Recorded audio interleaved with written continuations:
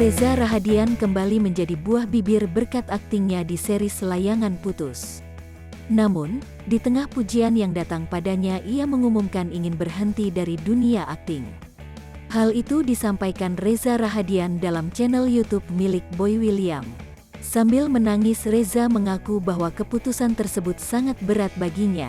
Mungkin ada yang kecewa sama ini atau enggak, atau mungkin ada yang senang, I don't know.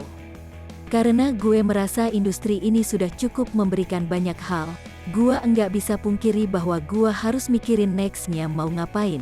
Tutur Reza Rahadian dikutip tribunnews.com, Jumat tanggal 7 Januari tahun 2022. Jadi gue ngerasa I think it's about time for me to quit, bebernya. Reza mengaku sudah cukup lelah dengan semua rutinitas yang ia jalani selama menjadi aktor. Gue rasanya kayak I'm done with acting. Kayak orang yang udah lelah aja, ucap Reza. Sesaat Reza Rahadian meminta waktu untuk menangis dan menyeka air matanya kepada Boy William. Namun rupanya apa yang diucapkan Reza dari tadi hanyalah sebuah akting. Boy menanyang Reza untuk berakting seolah-olah dirinya kelelahan dan depresi dengan pekerjaannya. Ini cuma akting kalange, kita cuma mau tes sebagus apa akting dia.